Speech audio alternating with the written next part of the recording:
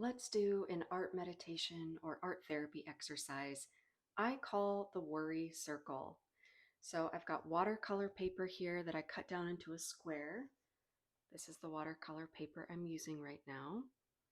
And I didn't measure this, I just took a paper cutter and kind of eyeballed a square shape. And then you don't need to tape it down or anything. The paper can be loose on your artboard or directly on your table. And then pick a coloring tool of choice or a drawing tool. You can use markers, crayons, colored pencils. I'm using my tempera paint sticks today. And I went ahead in advance and picked some colors that just to me spoke to my worry. So you can let it be intuitive. Don't overthink the color part. You can also just lay all your coloring tools out on the table and pick the one as you go that feels good. So start with a dark color. Black will work really well. And then draw a circle on your paper. Fill up as much of the paper as you can. Try to do it in one swoop, in one stroke like I did. Now we have our worry circle. The next step is take a topic you're worried about, or you can just use your general sense of worry if it's more of a tendency for you, and you're going to put that in the circle. So you're going to draw your worry inside the line here.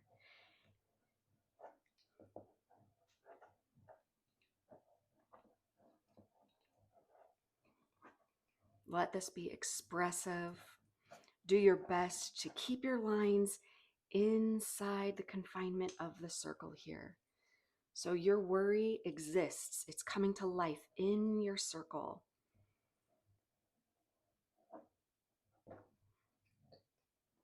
My worry feels chaotic and all over the place. And then as I sit with it, I might notice there's a little bit of a more concentrated feeling, maybe a knot in my chest or in my gut.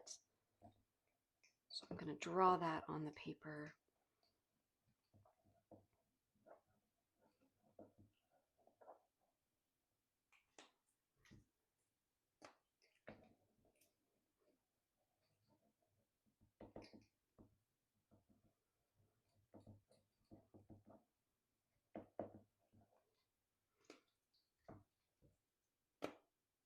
Any tension, I feel tension in my head when I worry.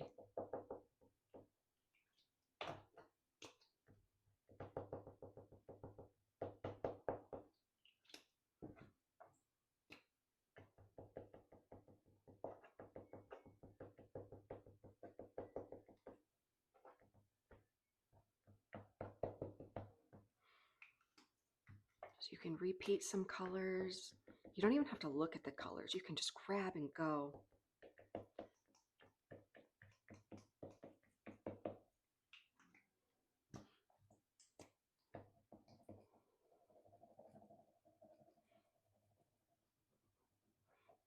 I try to conceal my worry a lot, so it might look like trying to cover something up, which really is just adding more, making it deeper. My brows furrow even more. So there's not a right way to do this.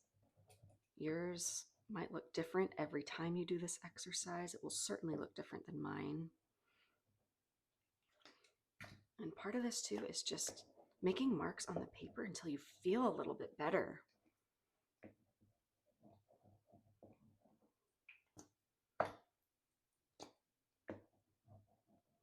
Let this be ugly.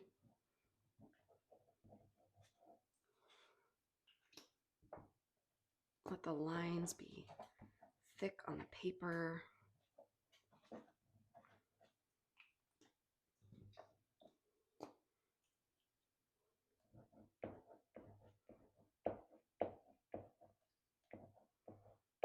My mark making is harsh.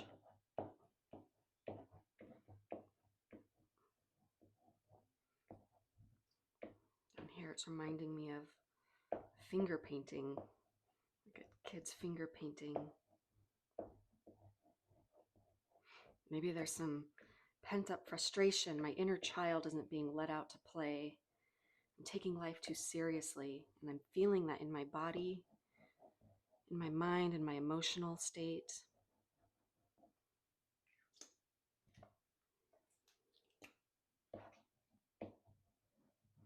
colors start muddying together, and it's how your thoughts can feel when you worry. It's hard to see clearly.